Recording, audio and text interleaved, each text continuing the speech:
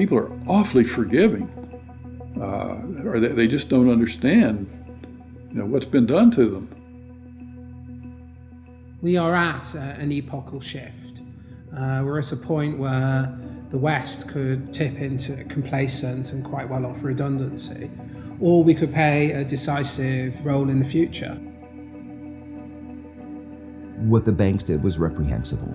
That was why there was the outrage at the greed of the bankers when we gave them money that was supposed to help them lend to others, but they decided to use that money to pay themselves bonuses.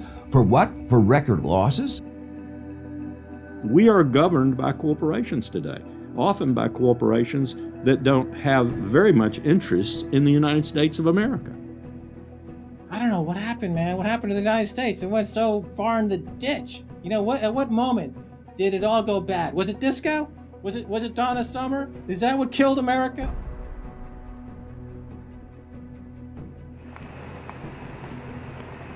We are entering the age of consequence. A rapacious financial system, escalating organized violence, abject poverty for billions, and the looming environmental fallout are all converging at a time when governments, religion, and mainstream economists have stalled. War, conquest, famine, and death. The four horsemen are coming.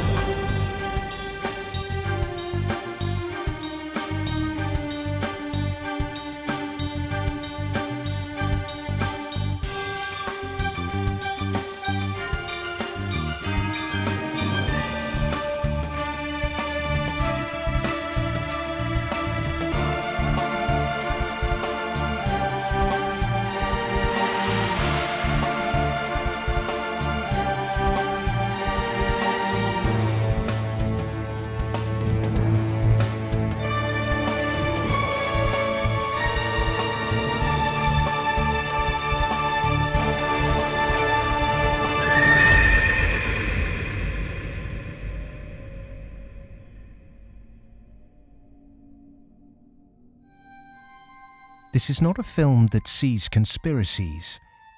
It's not a film that mongers fear. It's not a film that blames bankers or politicians. It's a film that questions the systems we've created and suggests ways to reform them. Over centuries, systems have been subtly modified, manipulated, and even corrupted, often to serve the interests of the few. We have continually accepted these changes, and because man can adjust to living under virtually any conditions, the trait that's enabled us to survive is the very trait that has suppressed us. Most societies have an elite, and elite tries to stay in power. And the ways they stay in power is not merely by controlling the means of production, to be Marxist, i.e. controlling the money, but by controlling the cognitive map, the way we think. And what really matters in that respect is not so much what is actually said in public, but is what is left undebated, unsaid. For centuries, gatekeepers have manipulated our cognitive map. But in 1989, a computer scientist by the name of Tim Berners-Lee implemented the first successful communication between an HTTP client and server. The World Wide Web was born. It has since unleashed a tsunami of instantly accessible, freely available information. Just as Gutenberg's printing press wrestled control of the cognitive map away from an ecclesiastical and royal elite, today the internet is beginning to change governments, finance, and the media. We are at the cusp of change. But to enact it, we must first understand the things that have been left unsaid for so long. To do that, we need context from people who speak the truth in the face of collective delusion. Because to understand something, is to be liberated from it.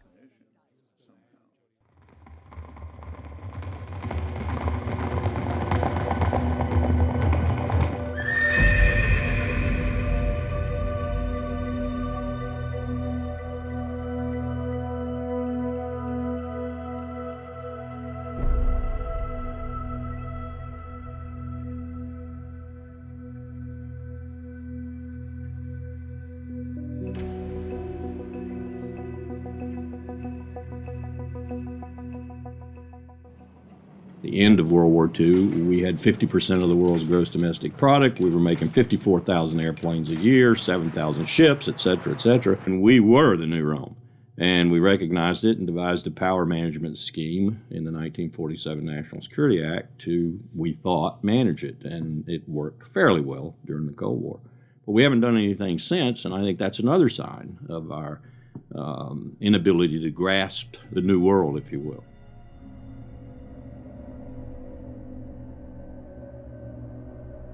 Empires do not begin or end on a certain date, but they do end, and the West has not yet come to terms with its fading supremacy.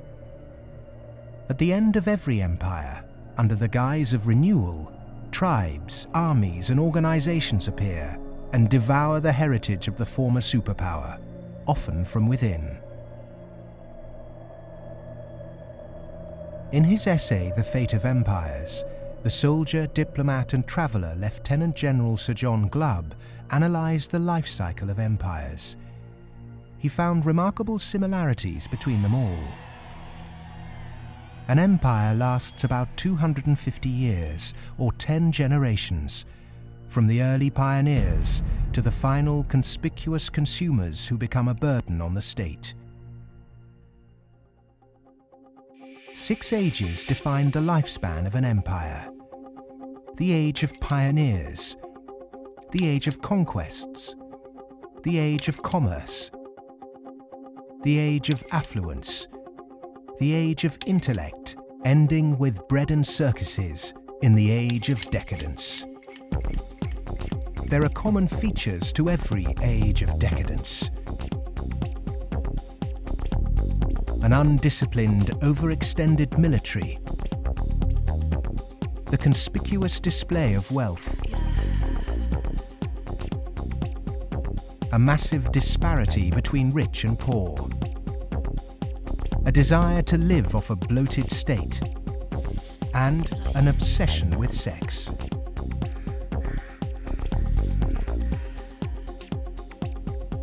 But perhaps the most notorious trait of all is the debasement of the currency. The United States and Great Britain both began on a gold or silver standard, long since abandoned. Rome was no different. So it started on a principle that was very sound, and it was on a silver standard. But as it corrupted further and further and further, the Roman denarius got to the point where it was basically a copper coin, and they learned how to plate, and it was washed in silver, and in circulation the plating came off. And at the end, all the senators that really did at one time represent the people only were interested in representing how much wealth they could steal at the top. Great empire wealth always dazzles, but beneath the surface, the unbridled desire for money, power, and material possessions means that duty and public service are replaced by leaders and citizens who scramble for the spoils. Historically, all the signs of the demise of empire are beginning to develop. Some are more trenchant than others. This current financial and economic crisis, that sort of thing always accompanies the demise of empire. The people of Rome were constantly being distracted by the gladiatorial events, and the politicians knew that they did this. Whenever there was unrest among the people, they had a huge event going on, and they created a new event with lots and lots of gladiators, and every day we're doing that. That is a common trait of declining empires. And so today in the United States, for example, you find a tremendous emphasis on all kinds of television programs that distract people from what's really going on. Sports is a big part of that, as it was in the gladiator times.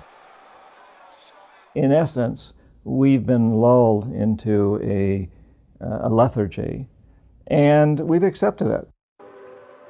Just as our sports stars today earn vast sums, so did Roman charioteers. In the 2nd century, one by the name of Gaius Apuleius Diocles amassed a fortune of 35 million sesterces in prize money, equivalent to several $1 billion today. Strangely perhaps, there's another profession that is disproportionately hallowed as an empire declines. The Romans, the Ottomans and the Spanish all made celebrities of their chefs. And this again is typifying the end of an empire, where things were so great, we have this last oomph of momentum that we used to be great, and we felt great, and we don't feel it anymore. So everyone is out searching for it. Well, maybe it's in the best food, or the best clothes, or the best music, or the best movies, or a reality TV show, or another magazine. But you can never get enough of what you don't need. What you need is a strong moral conviction that is pervasive throughout the society, and integrity reigns. There's a vast apathy. There's a vast amoralism, even a political nature to it. That is to say, there are vast numbers of people who don't give a damn. And so there's this natural, I suppose, entropy, any living organism, which an empire is, of course, over time dies. Question is, how does it die? Does it die in a violent cascade of events, or does it die over a long period of time? The baby boomer generation were born into this age of decadence. Perhaps unwittingly, they've broken the unspoken intergenerational contract. Through unfettered consumerism, spiraling house prices, and a desire for eternal youth, the baby boomers have squandered future generations' inheritance. My generation, the generation right after my generation, I think we forgot that little phrase in the preamble to our Constitution, which says, "and our posterity." All of a sudden it became us, period. The baby boom generation, which I'm a part of, has gone and done the biggest misallocation of capital in the history of mankind. We have had cheap oil, or cheap energy is a better way to phrase it.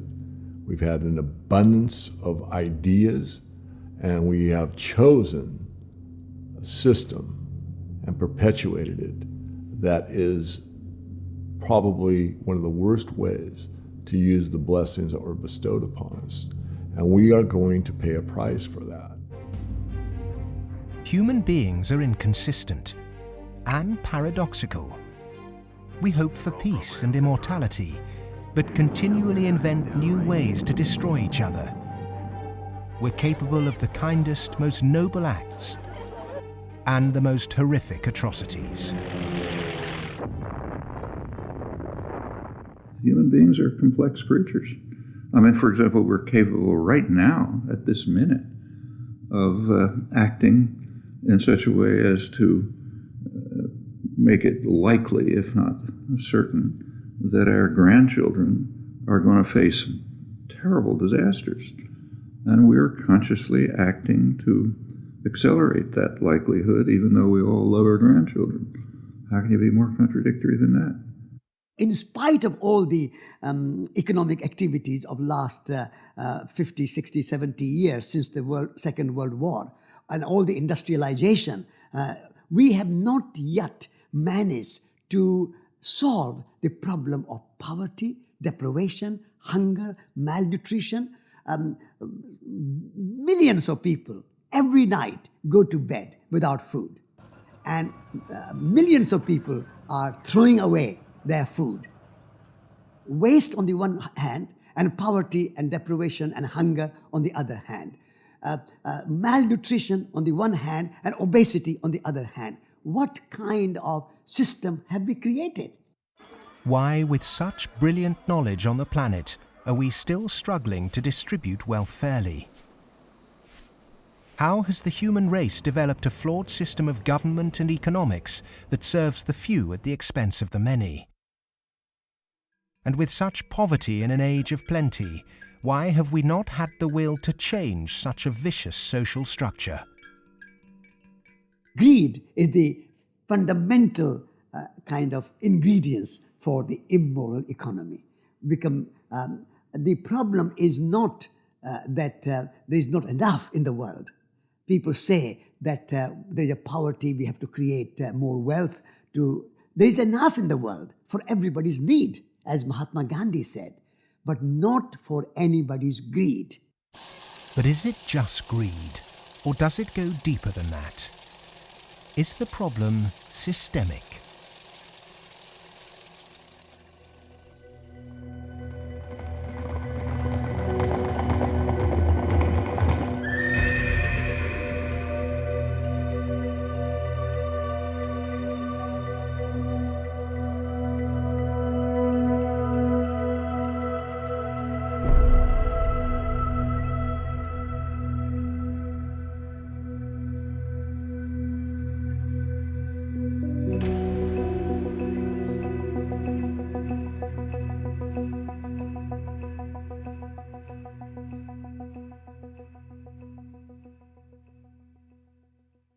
As a civilization, we've obviously had a great run.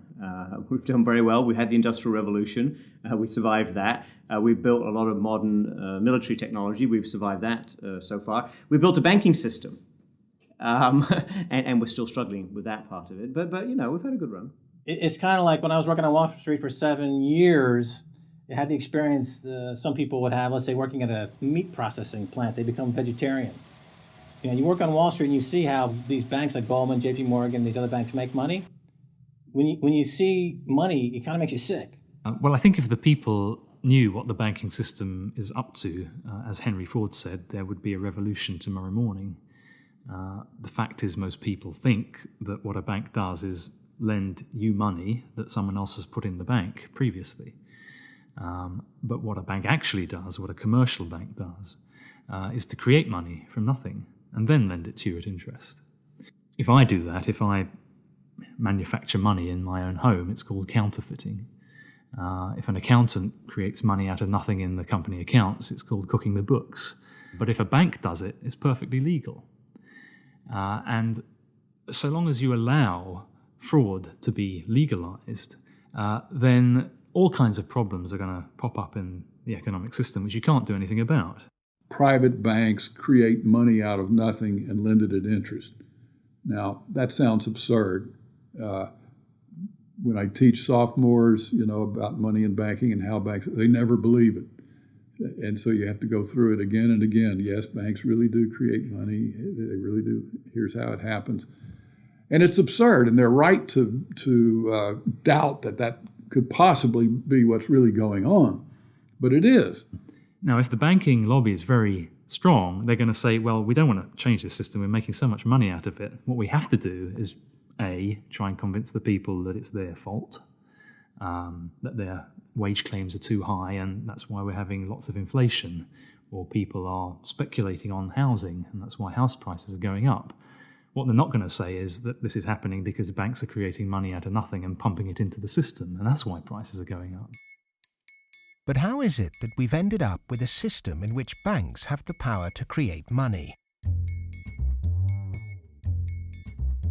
Since 1971, when President Nixon took the United States off what was left of the gold standard, the world has operated under a system of money known as fiat.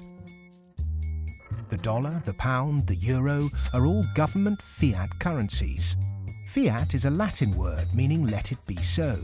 It is the law that this government currency be money. Indeed, without that legal enforcement and the fact that we must pay taxes with this money, that dollar bill or that computer digit that represents a dollar would be pretty much meaningless. Only the government has the power to issue fiat money, but banks can create it through lending. Over the last 40 years, since this system of fiat money became the global norm, the supply of money has grown exponentially. In fact, we've seen the greatest growth in the supply of money in history. But who benefits? Of course, those that have the power to issue money, governments and banks. Then, those companies and individuals that get this money early. They can spend it before the prices of the things they want to buy have risen to reflect the new money in circulation. In other words, they get services, products or assets cheap. But prices soon rise, So holders of assets such as houses or shares will then see gains without there necessarily being any improvements to the company or house in question. Often this can lead to speculative bubbles. But what about those at the bottom of the pyramid? Those on fixed wages or incomes, those who live in remote areas, or those with savings? By the time this newly created money has filtered down to them, the prices of the things they want to buy have increased. Their savings buy them less, however, and their wages remain largely unchanged. In some cases, they have to take on debt just to be able to afford the things they were previously able to buy, which means they have to go back to the banks. In reality, this process of creating money only redistributes wealth from the bottom to the top of the pyramid, and thus that ever-increasing gulf between rich and poor gets bigger and bigger and bigger. Well, when you get off the gold standard and you go into a fiat money currency, combined with a fractional reserve banking system, you end up compounding debt faster than you can ever possibly produce to support that debt. So eventually you're going to find yourself back into debt slavery. And that's what's happened in the U.S. For every dollar of GDP, for example, in the U.S., it also creates something like $5.50 worth of debt. Because this is what happens when our economy flips over and basically capsizes. And of course, the government solution now to address all the problems is basically to create more debt. You can never get enough of a currency that doesn't work. You can print it till kingdom comes, but you can't print wealth, and you can't get yourself out of debt by making more debt. If you could print wealth, Zimbabwe would be the largest, most prosperous country on the planet. We all know it doesn't work. Of the money in the world today, 97% of it is debt.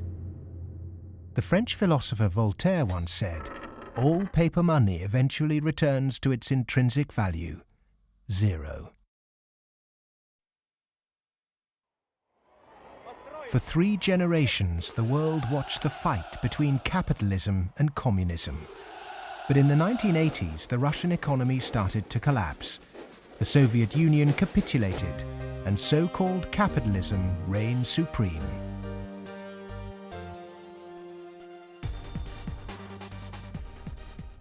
Before 1989, we had a battle between communism and the market. And in that battle, there was a sense of, let's not expose the flaws in the market economy.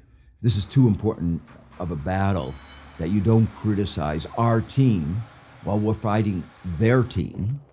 And their team, associated with authoritarianism, with a failure to deliver well-being to their society, it was very clear that if you had to choose between these two, which was better? Communism failed first for various reasons. I think it was inefficient, human rights, lack of respect, so forth. So capitalist West has been continuing in a triumphalist mode, thinking, our adversary has failed. That means we're doing everything right. Both systems are trying to do something which is fundamentally impossible, grow forever. And they're both going to fail. One failed first. Capitalism's going to fail later, or it's failing now. America right now is in a very interesting position because in the past 200-300 years of its history, it's a culture and country which has almost always existed on the assumption that resources could be expanded. If there was a problem, you always try to deal with it by expanding the pie. Go west, young man. Make the pie bigger so that everyone's got a bigger piece. Now it's facing a world where possibly resources are beginning to be more constrained and where it's going to have to divide up that pie and inflict pain on people. And that's something which it is not well prepared for. How has the country moved so far from the intentions of its founding fathers? How has the American dream become so distorted? Over the last 30 or 40 years, capitalism has taken this extreme form. And a lot of it goes back to the economist Milton Friedman from the Chicago School and Ronald Reagan and Margaret Thatcher and others buying into these policies that really encourage people to take on huge amounts of debt, encourage privatization, smaller government supposedly, although bigger military, so actually the government spending goes up.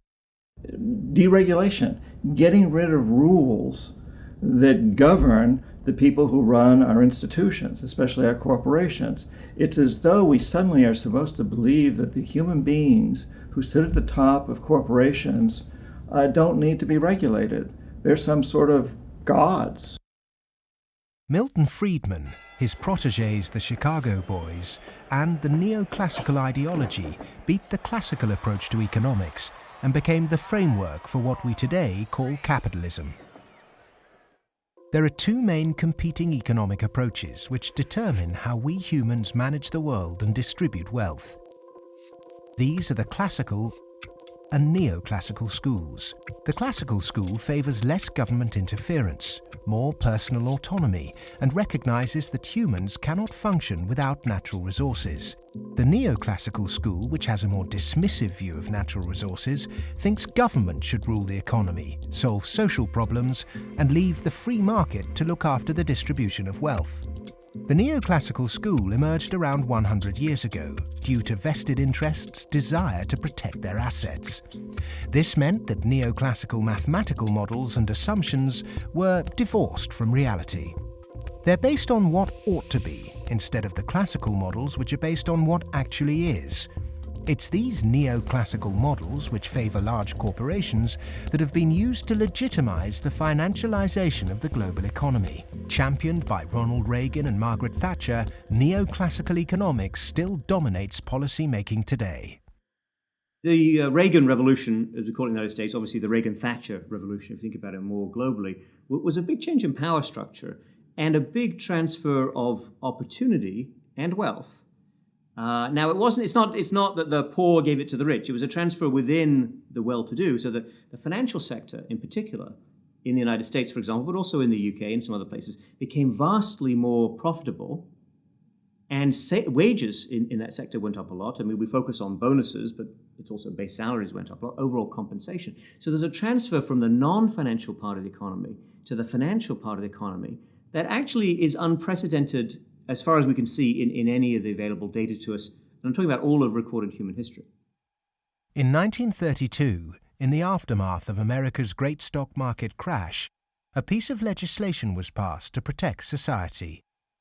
The Glass-Steagall Act was introduced to separate ordinary high street banking from investment banking. 67 years later, in 1999, under the influence of Treasury Secretary Larry Summers and his predecessor Robert Rubin, President Bill Clinton repealed the Glass-Steagall Act. Once again, banks could take ordinary depositors' money and speculate with it on virtually anything they liked. Wall Street has become a very particular type of casino. And it's unfortunately not the kind of casino they have in Las Vegas, which is, perfectly legitimate form of entertainment. It is a casino that has massive negative repercussions on the rest of society. So it's not just losing your money on a few wild nights.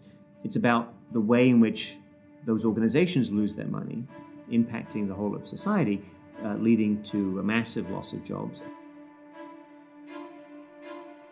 This unfettered gambling pushed the entire global financial system to near collapse.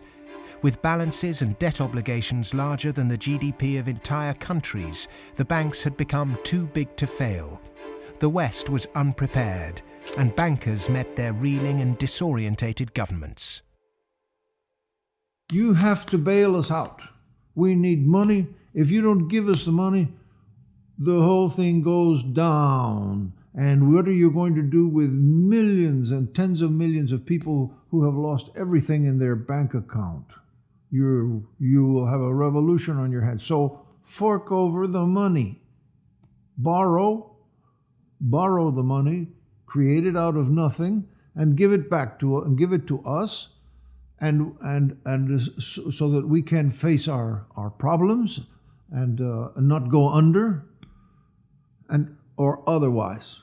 And this is what Mr. Hank Paulson did in the U.S. Congress. He went there one day and he told them, well, look, we need $700 billion, and we need it now, or else. Is this system we call capitalism really capitalism? In a capitalist system, government is supposed to be small. But today the state is more bloated and invasive than it's ever been. Individuals and companies are supposed to operate in a free market. Good enterprise is rewarded with profit, and flawed enterprise with failure. But during the 2008 banking crisis, the people saw the Western economic system divided in a way they were told could never happen. Socialism for the rich, capitalism for the poor. And in America, for example, the banks that got in trouble got bailed out by the government. That's socialism. And people are arguing against socialism in America, and yet it's probably the most socialist country in the world right now. We have a system which isn't even a proper capitalist system. Rich people make mistakes that they don't get punished. Poor people make mistakes that they get punished. Yeah? Or even worse, that they don't make any mistake and they are forced to pay for the mistakes of the rich. When the taxpayer is footing the bill for the misplaced speculation of bankers, then suddenly, instead of the economy serving the human being is now in perpetual service to amoral financial organizations.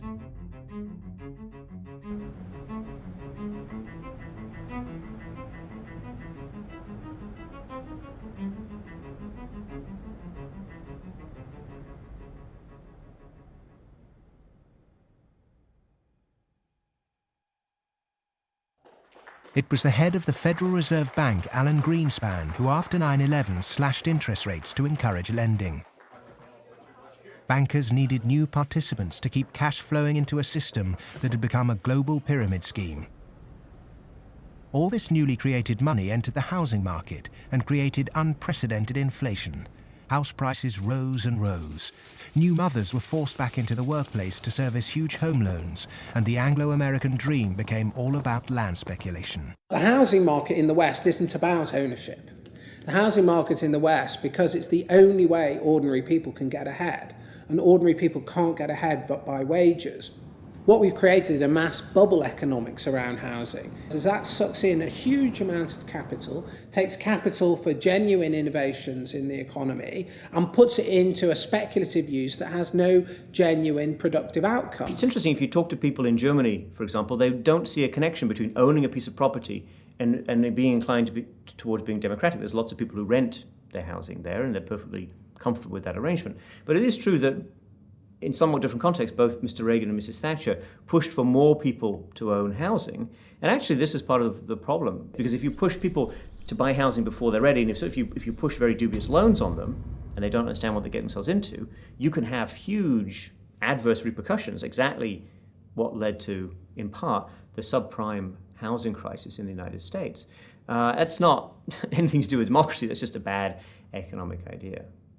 The breakthrough that occurred around the year 2000 in the United States was when bankers found out that the poor are honest.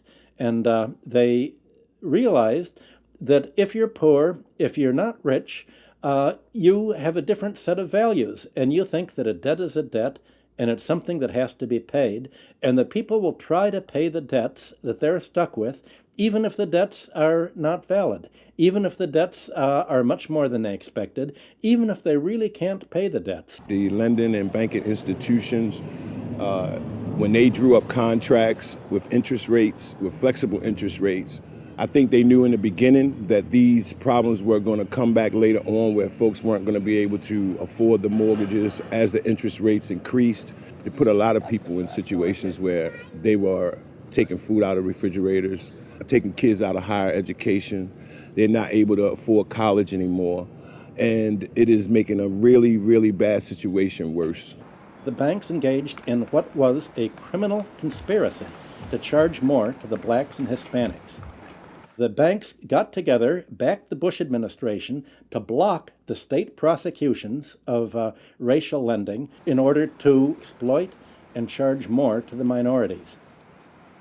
These are loans which were made by one of the major lenders in the city and in this country, Wells Fargo, in which Wells Fargo targeted minority communities in the city, put borrowers into loans that they could not afford, put borrowers into loans that were of the subprime variety, therefore more expensive and less advantageous to the borrowers.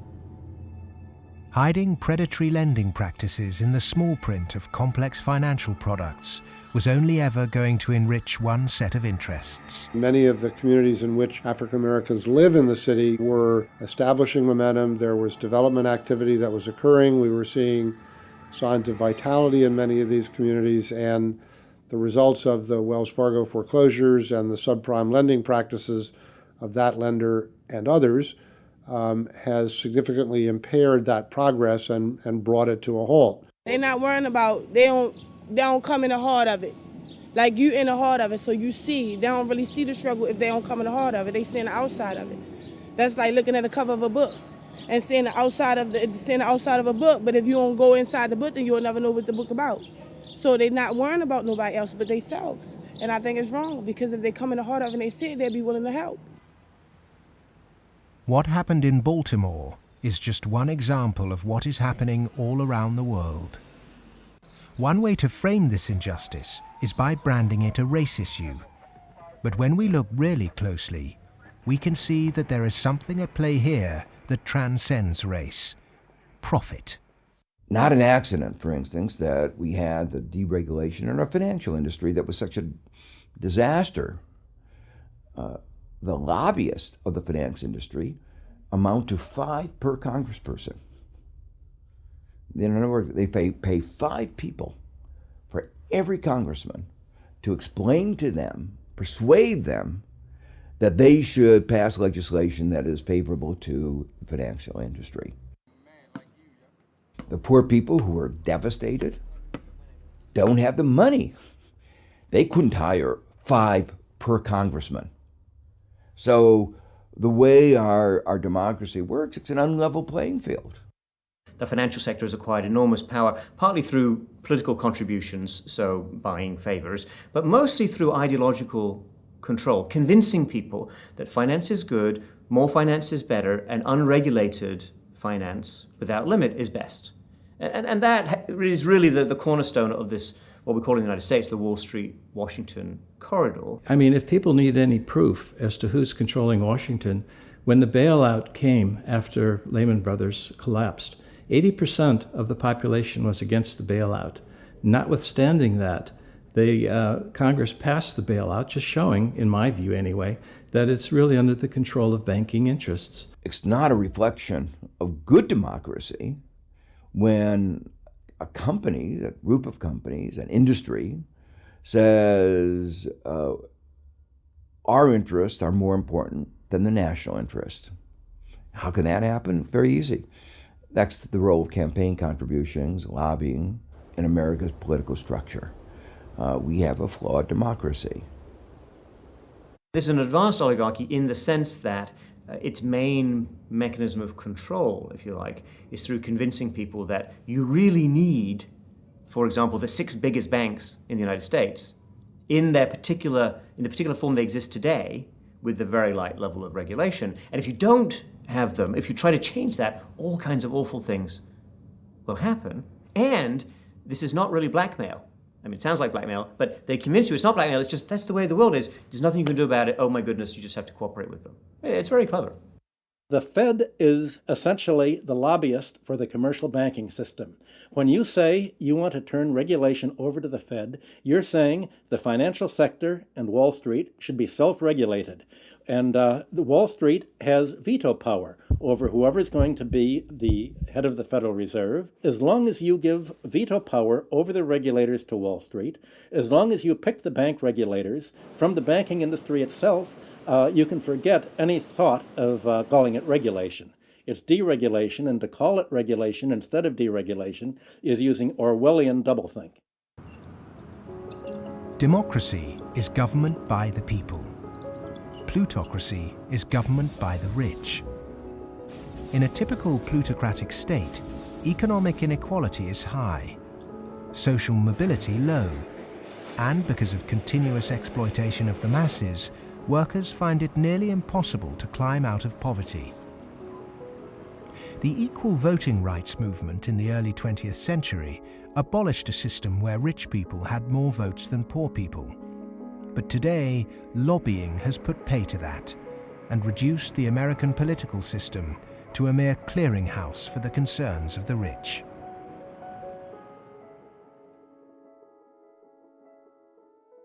The Goldman Sachs machine is one of using profits to buy influence in Washington, to change laws, to make it easier to make money on Wall Street, to be used to buy influence in Washington.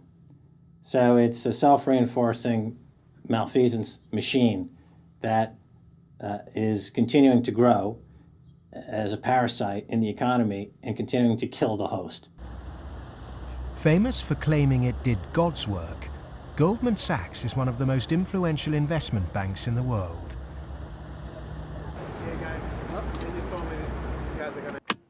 Its alumni often occupy positions of great influence in governments and central banks.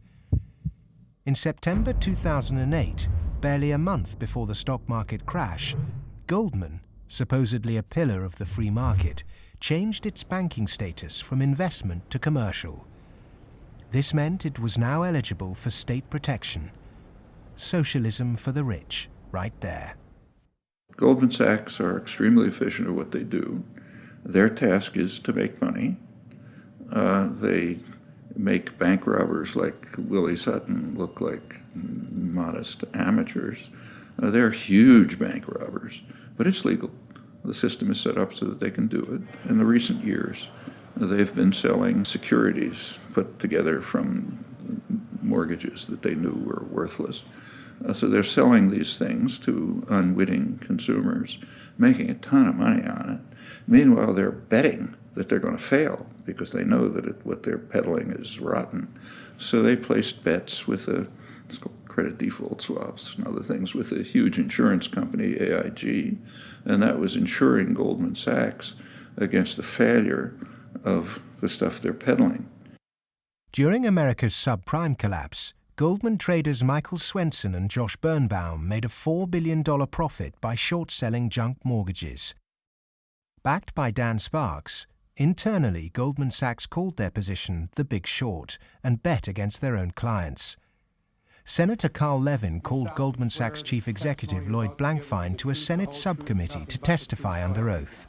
Much has been said about the supposedly massive short Goldman Sachs had on the U.S. housing market.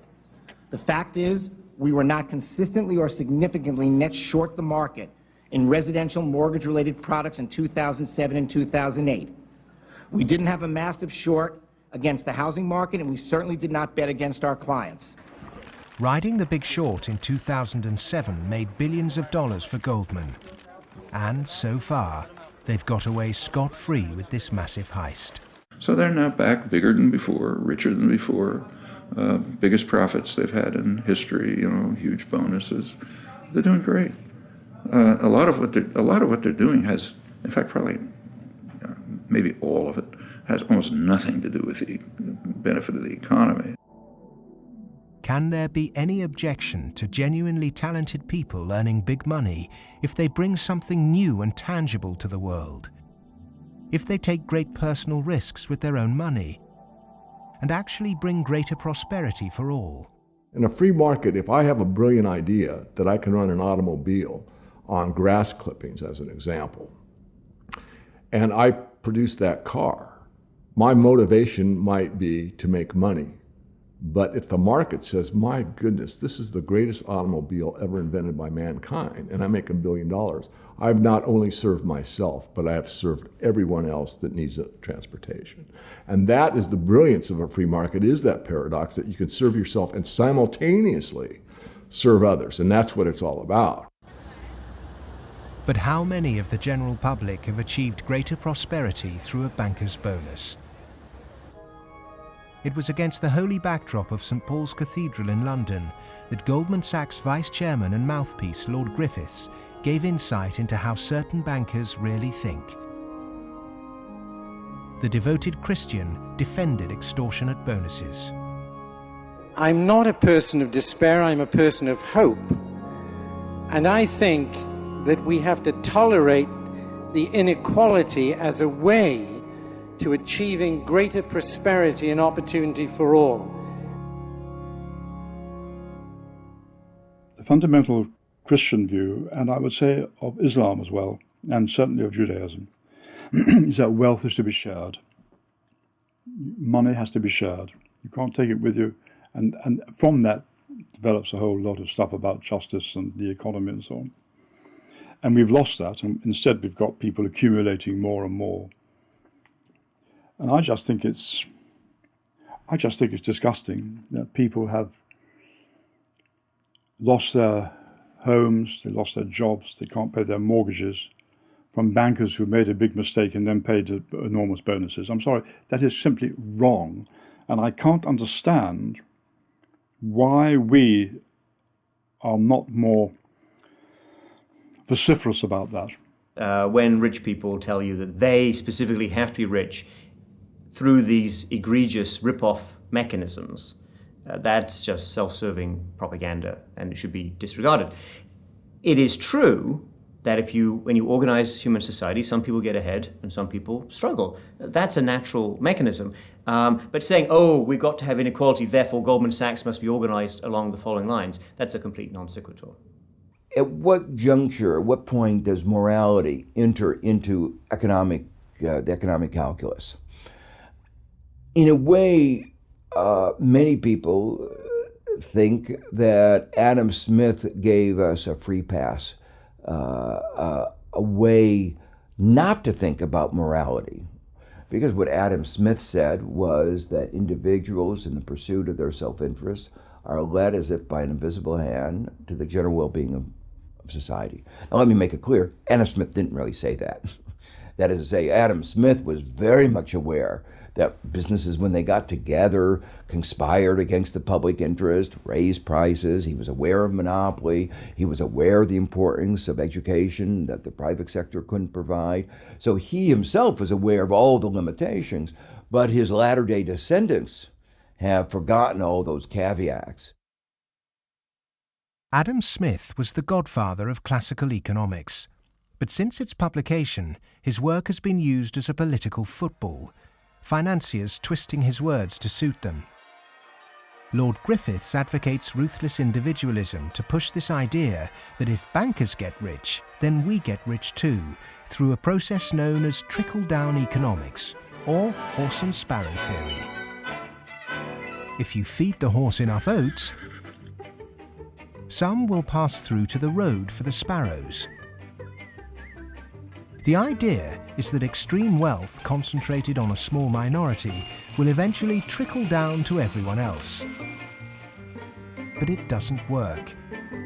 Because by the time the money reaches the people at the bottom of our money pyramid, it's lost its purchasing power.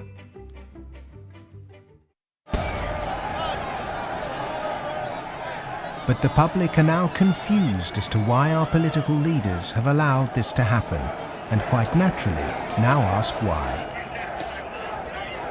Because our political processes are badly flawed. They're badly flawed because of the dependence on lobbyists, on campaign contributions.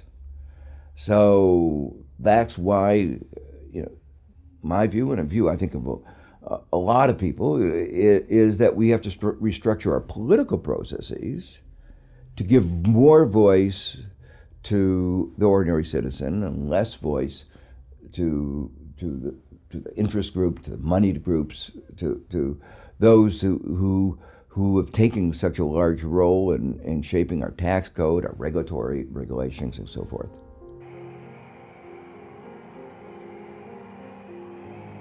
I stood on the front step of Colin Powell's house, and I look at him and say, "What next, boss?" And he said, "What do you mean?" And I said, "What next? Where are you going next?" "I'm going to write my book." I said, "No, I know you're going to write your book, but you're not going to do that for the rest of your life. Where are you going next?" He said, "Maybe a cabinet position, but first, money." I said, "Money?" He said, "Yeah, millions. That's the only way you can be a cabinet officer in the American government." Oh, wow. The Democrats and the Republicans are beholden to corporate interests. And until they become unbeholden to those corporate interests, we will never have a well-governed republic.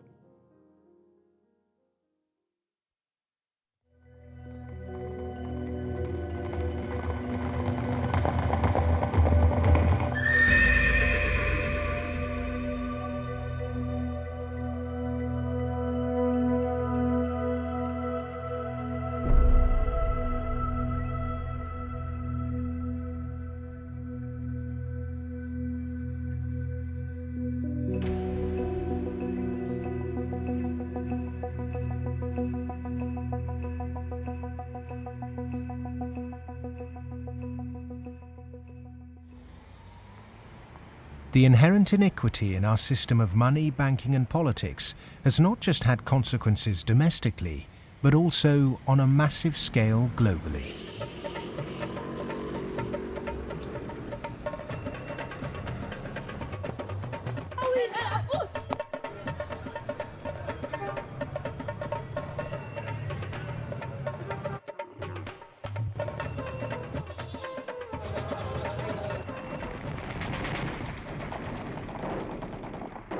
Western leaders have presented their military campaign in Iraq, Afghanistan and Pakistan as a moral obligation.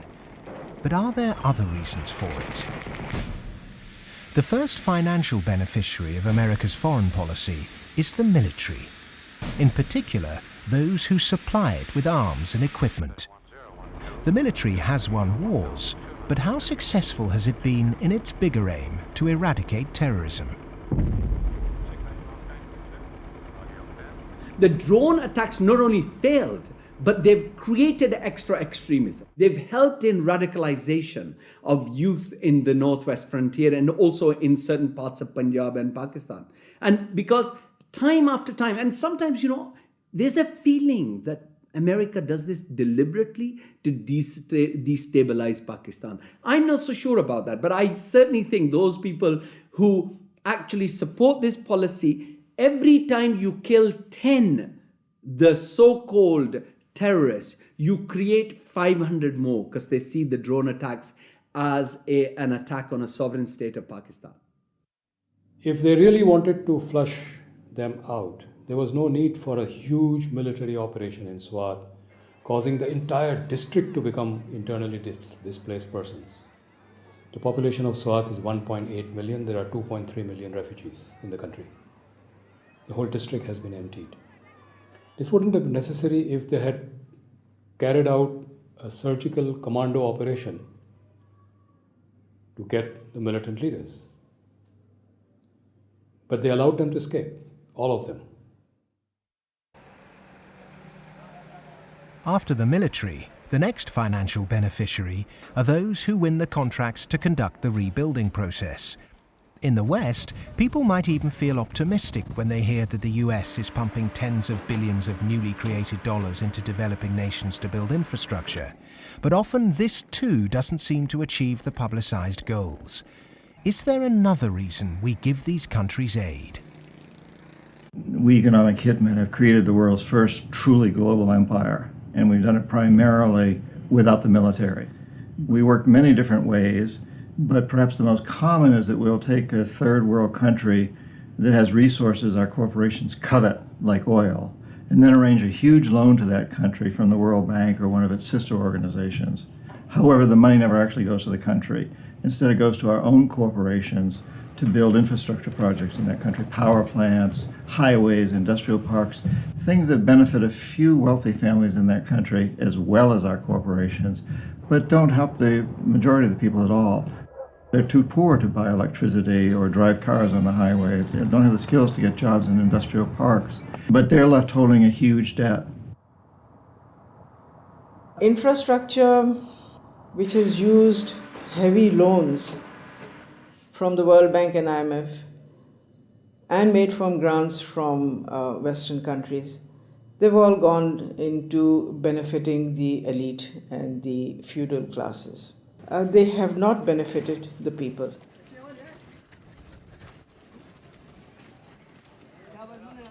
A lot of money goes to these consultants and companies from the West who charge huge amounts of money, and actually the real money on projects and on ordinary people is very limited.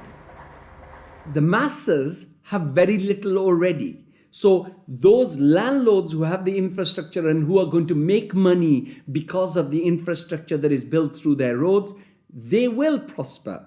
But the ones who don't have any resources, they've not had jobs, there isn't an economic activity for them in terms of manufacturing goods so they can sell and they can also prosper. When you don't have that, what do? They resort to joining the Taliban because they see the enemy coming in and taking away what little bit they have.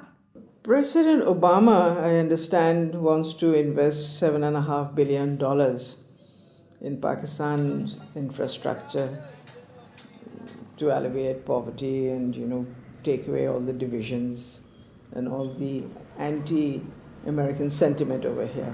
Whatever his reasons are, we can do without it. In fact, it's the worst possible thing he can do.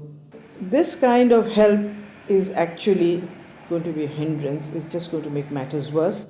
It will bring this contrived war and terror into our rural areas. How much of US foreign policy is genuinely altruistic? And how much is it influenced by the banks and corporations that profit so tremendously from it? America's evangelism of democracy is riddled with contradictions, not least of which this idea of promoting democracy at the point of a gun, or opposing regimes which are democratic but not in the way that America wants. So too, this idea that America has been promoting free market capitalism has also been riddled with contradictions, because the reality is that American firms tend to make most money when countries are at the cusp of change, certainly American financial firms, and in a sense they want markets that are changing structurally, but not too free and too transparent, because they make money when markets are a bit opaque. Is it any wonder developed nations are fighting in underdeveloped countries when so many are making so much money out of it, without ever really having to face up to or even witness the consequences of their actions? So what if 5 million kids died in Africa because of debt last year? I got a bonus of £1 million, and if I have that conversation, I've had it with some bankers who've been in the business a long time, and they listen politely. They're very polite, very charming, and at the end they say, "Well, Tariq, it's lovely meeting you again," and they go back to the office and do another loan deal for Tanzania or something. I've known a lot of terrorists, quote unquote. I've met them, I've interviewed them for books, I've known them since I was an economic hip, and I've never met one who wanted to be a terrorist. They all want to be with their families back on the farm. They're driven to terrorism because they've lost the farm. It's been inundated with water from a hydroelectric project or with oil from oil derricks. Their farm's been destroyed. They can't make a living for their kids. Or in the case of the Somali pirates, their fishing waters have been destroyed. And that's why they've turned to this. It isn't because they want to be pirates or terrorists. Now, there may be a few crazy people. There are a few crazy people with their nuts loose. There'll always be serial killers. There'll always be crazy people. Maybe Osama bin Laden's one of them. But they do not get a following unless there's a terrible injustice going on. And people are starving and they're deprived. And then they will follow these crazy people because they seem to offer an alternative. If we want to do away with terrorism, if we want to have what we in the United States call homeland security, we've got to recognize that the whole planet is our homeland. What does the word terrorist actually mean? Many terrorists would sooner describe themselves as freedom fighters. Could it be that the charge of terrorism could just as easily be made against Western corporations, speculators, and policymakers? When we talk about terrorism, it means what they do to us, not what we do to them. And what they do to us can be pretty ugly, although it's not even a fraction of what we do to them. I mean, take, say, 9/11. That was a pretty serious act of terrorism, maybe the worst single act of terrorism in history. But it could have been worse. I mean, suppose, for example, that Al-Qaeda had bombed Washington, bombed the White House. It killed the president, installed a harsh military dictatorship, brought in a bunch of economists who drove the economy into its worst disaster in history. Well, that would have been worse than 9/11. And I'm not making it up. It happened. What's called the first 9/11 in South America, namely in Chile. On the 11th of September 1973, the democratically elected Chilean president Salvador Allende was overthrown in a coup. A dictatorship under Augusto Pinochet was established that ruled Chile until 1990. There was the systematic suppression of all political dissidents. Thousands were imprisoned and murdered. Who was involved in that first 9/11? It's not hard to find them. Right in Washington and London and so on. But that's off the agenda. It doesn't count. There's a principle of ideology that we must never look at our own crimes. We should, on the other hand, exult in the crimes of others and in our own nobility in opposing them. The root causes of so-called terrorism will not be solved by increasing economic inequality. If governments really are serious about combating terrorism, then they must start with real structural reform back home. As long as banking empires chase infrastructure and debt deals in pursuit of profit, the West will continue to export injustice through finance. Millions more will be displaced. Terrorism will thrive, and neo-colonialism will continue to end more and more lives around the world.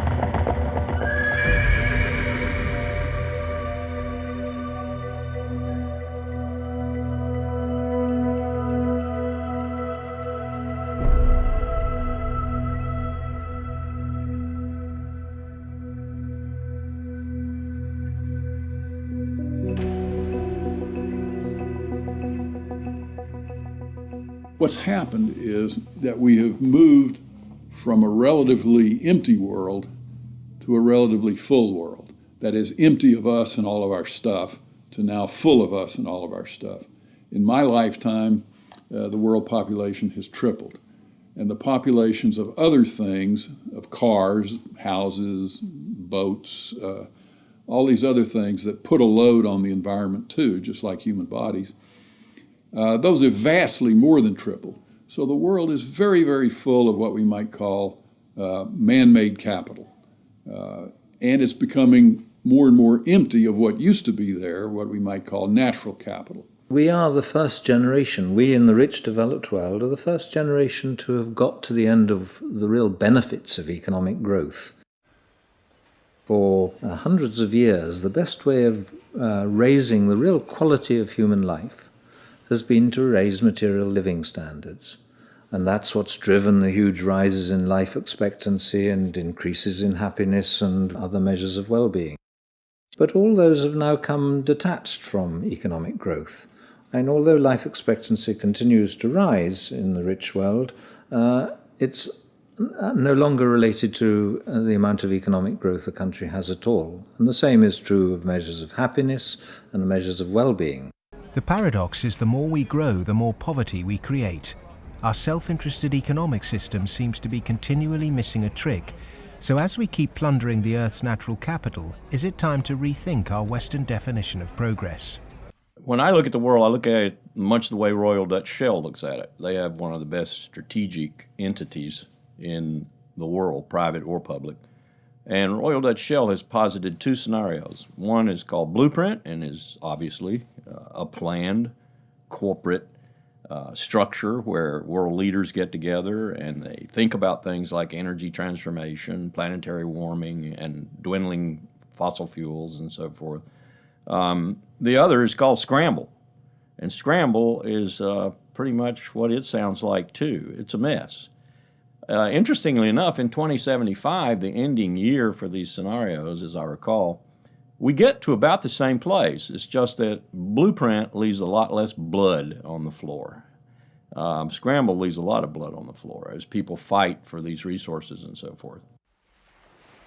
The reason oil companies are drilling miles under the sea is that the world's easily accessible oil has already been found and largely consumed. Not only are oil supplies dwindling, major new metals discoveries are becoming increasingly rare. 40% of the world's agricultural land is seriously degraded, and ever more volatile yields continue to be unevenly distributed. It may be that the looming environmental threat is not global warming, but the exhaustion of the world's resources. We're going to have struggles for finding land sufficient to grow the agricultural products for what the United Nations says is going to be a 9 billion Earth population. We're going to struggle over non-renewable fossil fuels as they run out. I think Shell posits about 2075 they'll be gone. And we're going to struggle over things like water and other precious resources that are necessary to our life and to our economy. And this could be, as Shell says, a blueprint affair with world leaders working together to share and share alike. Or it could be a real mess, and Shell, incidentally, bets on the mess. Just like the baby boomers' failure to look to the next generation, our outdated competitive mentality for a world of depleted resources could have devastating consequences. Our economic setup encourages one-upmanship, competition and comparison, whereas the progress humans have made over millennia has been largely based on cooperation. In any species, in almost any animal, there is always the potential for huge conflict, because with any species, all members of that species have the same needs. So they might fight each other for food and shelter and nest sites and territory and sexual partners, all that kind of thing. But human beings have always had the other possibility. We have the possibility to be the best source of support and love and assistance and cooperation, much more so than any other animal. And so other people can be the best or the worst. You can be my worst rival or my best source of support. In a progressive society, to meet our common economic, social and cultural needs, we must move from globalization to localization. The benefits of a communal sense of fellowship, responsibility and purpose in a life driven by production, not consumption, would lead to happiness and satisfaction. Indeed, we must ask, have our modern consumerist lifestyles made us happy? I think if one had been living in the 19th century and somebody had told you that 100 years later people were going to be living in this extraordinary wealth and comfort, with central heating and being able to throw away such a high proportion of our food as we do, we'd imagine that we'd be living in a state of extraordinary social harmony and everything would be rosy. And it's really quite remarkable, the contrast between, if you like, the material success of our societies and the social failure. The growth economy demands that we make consumption a way of life. He who dies with the most toys became the ambition, and retail replaced spiritual satisfaction. Unsurprisingly, sales of antidepressants skyrocketed. The fact is that the world economy over the last few years, a good share of my lifetime, has been built either on the military or on producing items that most people don't need and really don't even want when you come right down to it, but we all got to have them. Consumerism is driven by our extraordinarily social nature, that we want to have the stuff so we look good in other people's eyes. It's because I experience myself through other people's eyes, the feelings of shame and embarrassment or pride and maybe feeling envied, all those things. So, the goods are just a way of, if you like, mediating the relationship between yourself and others in this extraordinarily alienated hierarchy. What's really suffered is human relationships, family life, the things that really matter to us. And in the end, the only thing that makes human beings happy isn't money. It's very clear that past a certain level, you only get marginal gains from wealth. What really makes us happy is other people. It's our relationship with other people that's really been damaged by the last 30 years. We trust them less, we have less interaction with them, we bond less than ever before, we marry less and marriage is under more threat than ever before. And all the associations that represent sort of permanent, unconditioned human affection are being eroded or damaged. And that's the real legacy of the last 30 years. And in some sense, we've got to recover and rehumanize our lives. Otherwise, not only will they be nasty, brutish and short, but they'll be lonely. The West is coming to the realization that its human project is failing. The West was so convinced that if you push people to achieve as individuals, the accumulated achievement of individuals would make for a successful society. And what the West is now beginning to realize is that the individual achievement without incorporating the vulnerable community is a myth. The idea was make your own life, be individually aspiring, and then you'll be individually achieving, and then you'll be individually prosperous, and then you'll be individually happy. You end up doing that in a glass jar. And the glass jar has a limited height, and it's encapsulating, and in the end, you die of lack of oxygen. Human beings are alive because they seek attachment and because they're propelled by affection. So the isolated, achieving individual in the end implodes. In order to find a purpose in life, it has to be outside yourself. It matters not how you construct it outside yourself, as long as it's a positive value added to society pursued.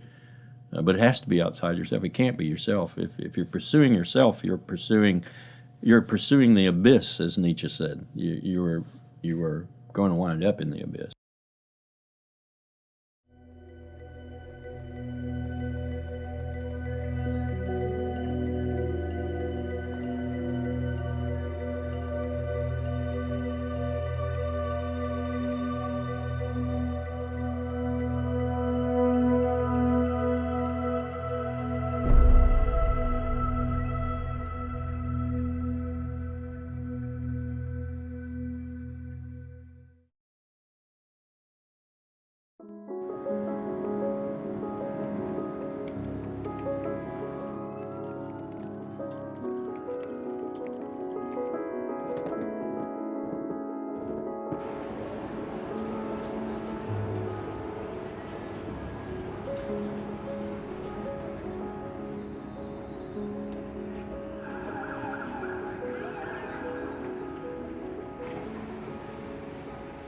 One of the most powerful cultural frameworks that shapes the way we think today in the West is the Hollywood film construction.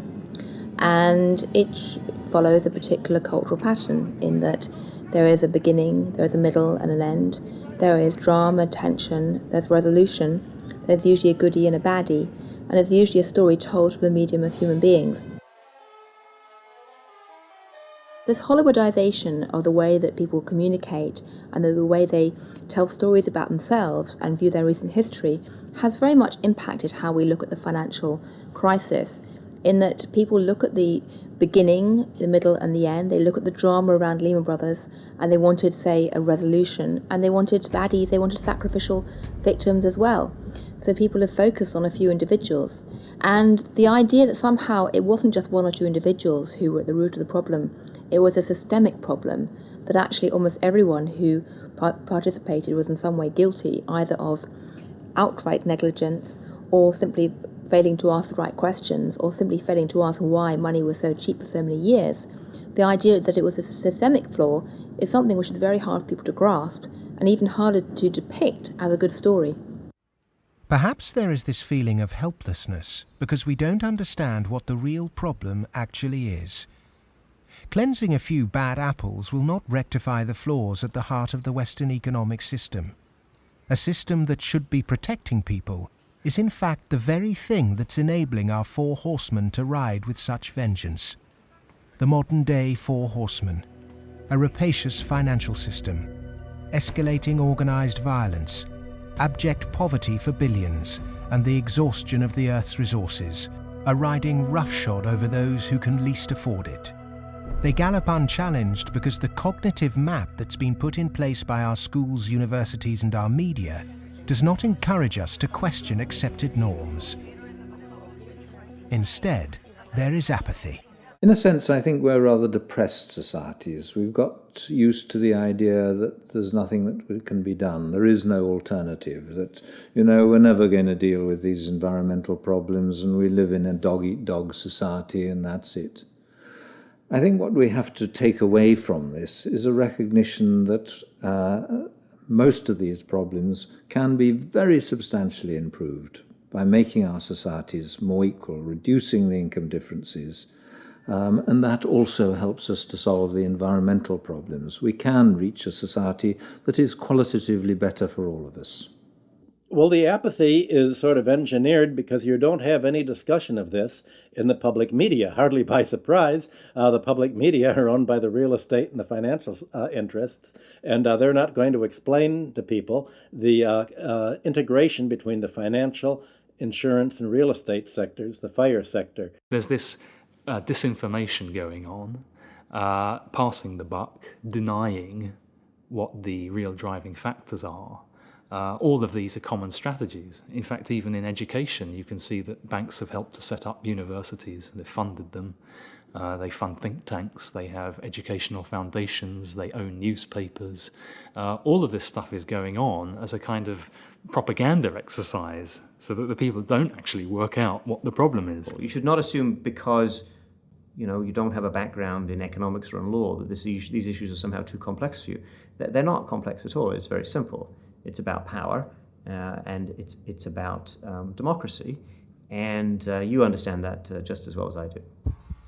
One source of this disinformation is the neoclassical school of economics.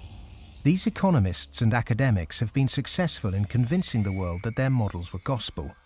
But just as Gutenberg's printing press was revolutionary in the 16th century, today we're at the dawn of internet enlightenment, which will remove the cloud of ignorance upheld by academic and media gatekeepers.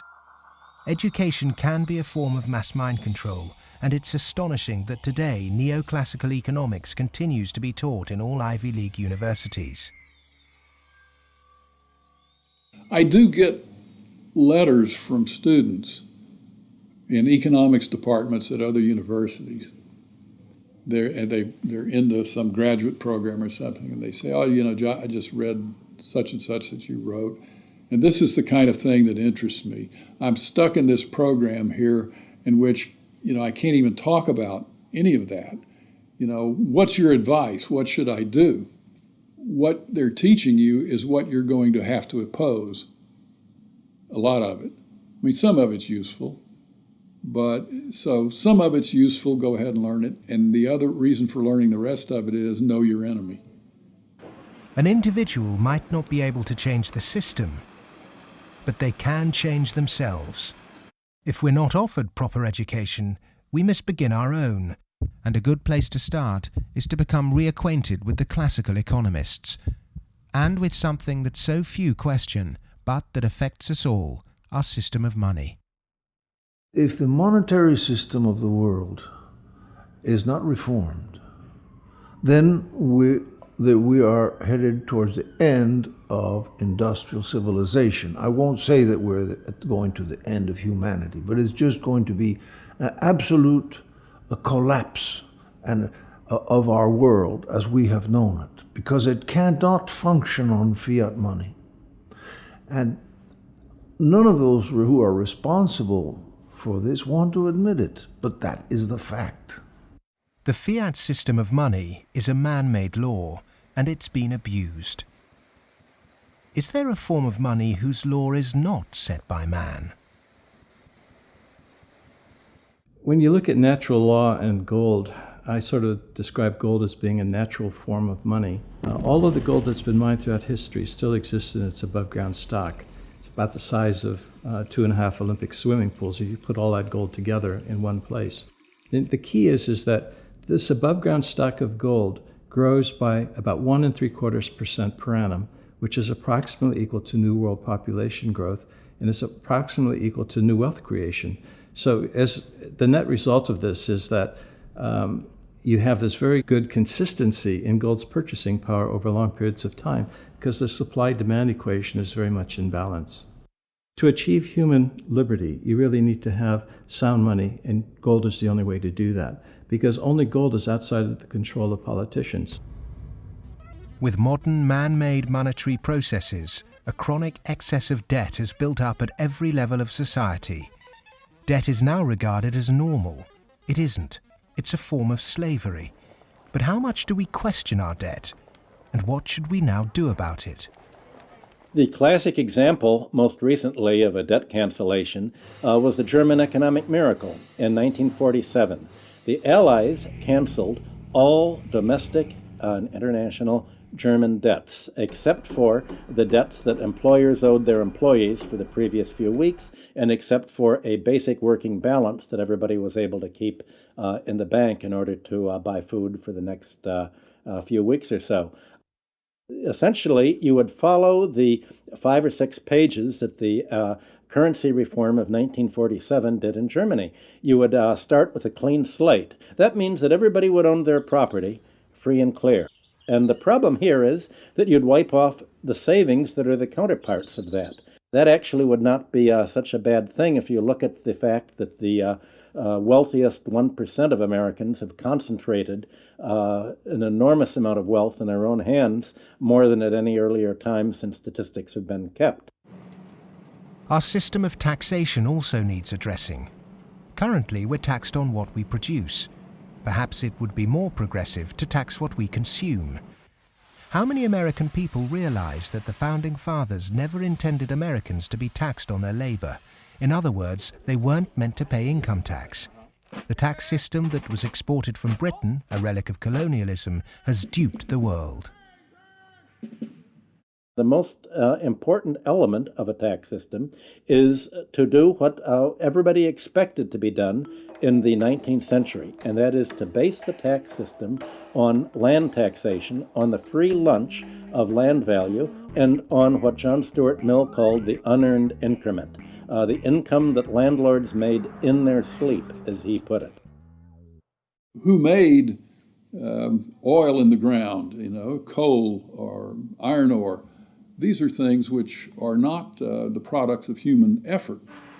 Of course, extracting them is, but their existence is not. And so the rents from natural resources are a wonderful source of taxation. Nobody made them, and when you do tax them, you cause all of us to use them more efficiently. So this seems like really the excellent thing to tax, rather than labor and capital.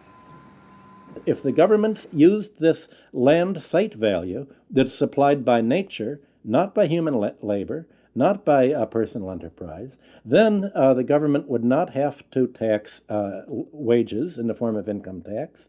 It wouldn't have to imply sales tax that add to the price of doing business, and it wouldn't have to add the proliferation of business taxes. This tax system, advocated by all the classical economists, would begin to address global poverty, as it would allow citizens in developing countries to keep their resource wealth. In developed countries, it would begin to address our housing and debt crisis and unleash the kind of entrepreneurship needed to refloat our economies. Perhaps we should also resurrect another timeless principle for workers that was promoted during the Industrial Revolution. Well, the idea that people who work in a plant ought to own it is just deeply built into working class culture. So right around here at the early Industrial Revolution in the late 19th century, working people simply took for granted that, yes, of course, the workers should own the mills in which they work. Anything else is an attack on our fundamental rights as free citizens. They also took for granted that wage labor is hardly different from slavery. It's different only because it's temporary, and then you can be free. One of the ways you can be free is by owning your own plants. That was not an exotic view. That was Abraham Lincoln's view. In fact, it was a principle of the Republican Party in the late 19th century. It's taken a lot of effort to drive those ideas out of people's heads, but they're still there, and they are very relevant.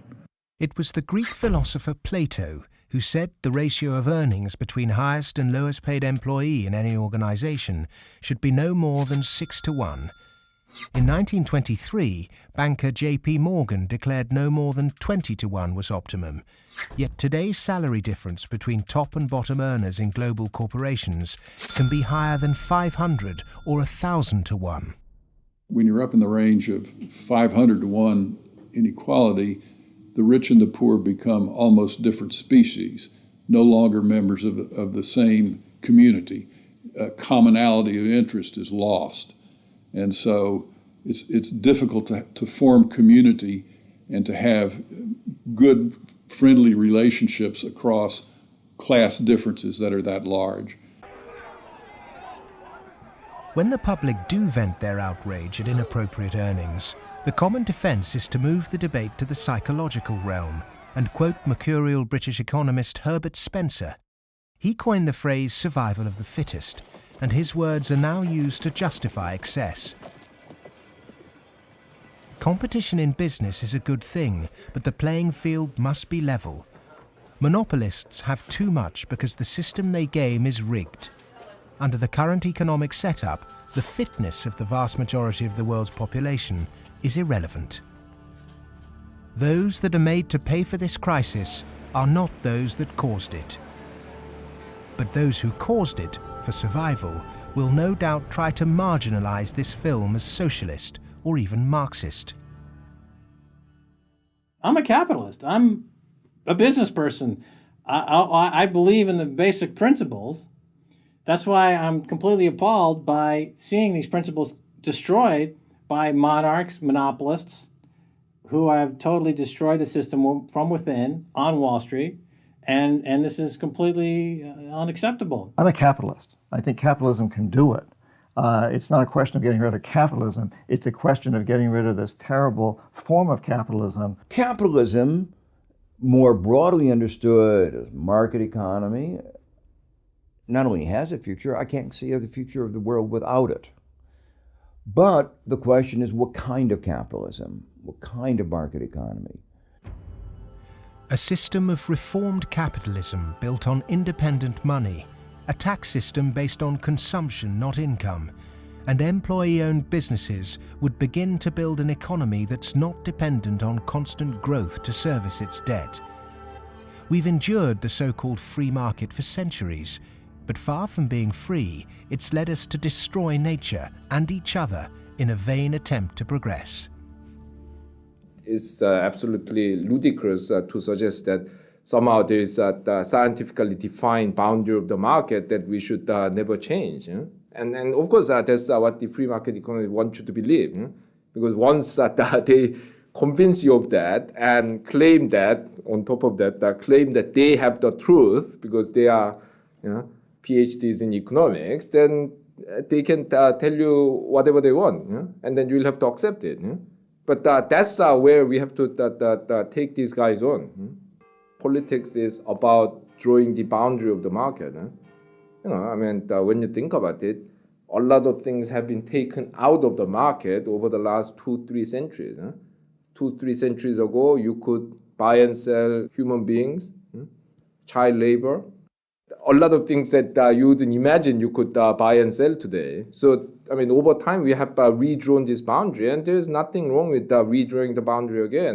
Things that were considered absolutely reasonable in the 1850s, like selling any chemical on a street corner and telling you that it's a pharmaceutical drug that will be good for you, things like that were absolutely commonplace then, are now serious criminal offences. Well, the same thing will be true of active money management in 100 years. The breakdown we saw in the Great Depression and witnessed again at the beginning of the 21st century occurred because in the name of growth, much was taken out of the system by those who contribute very little. Multinational corporates and banks will always want to grow without having to compensate those people who actually do the work to produce the surplus. In the past, every time too much was taken by those who contributed little, people rose up to halt the violent practices enacted by a tangible enemy. Today, the question is, with such a formless enemy pervading every element of our economic and democratic process, can it be done again?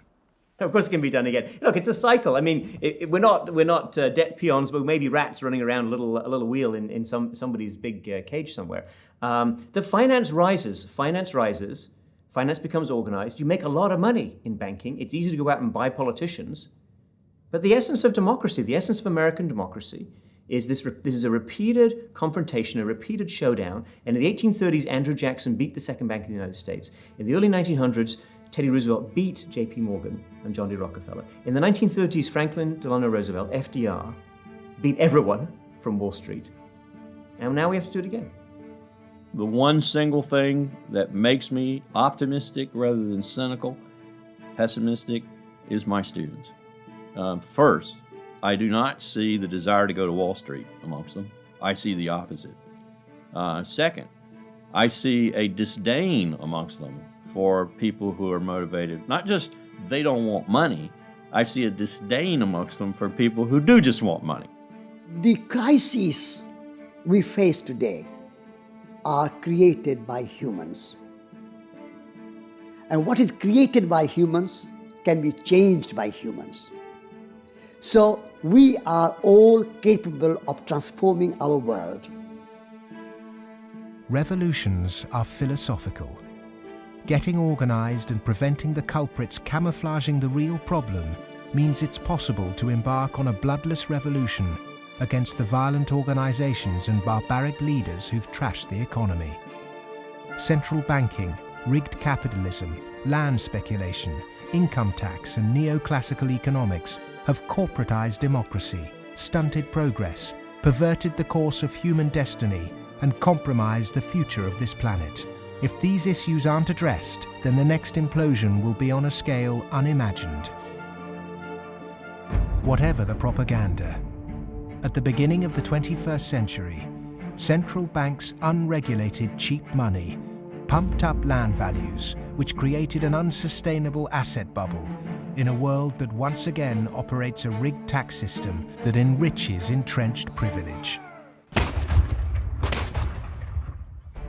Neoclassical economics have ruined life for the bottom billions, tempted everyone into intergenerational conflict, and created massive suffering that has no limits. Human beings go mad in crowds and come to their senses slowly and individually.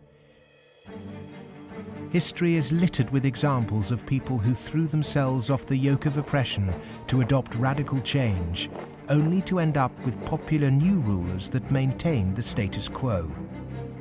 To really understand something is to be liberated from it. Dedicating oneself to a great cause, taking responsibility, and gaining self-knowledge is the essence of being human. A predatory capitalist's truest enemy and humanity's greatest ally is the self-educated individual who has read, understood, delays their gratification, and walks around with their eyes wide open.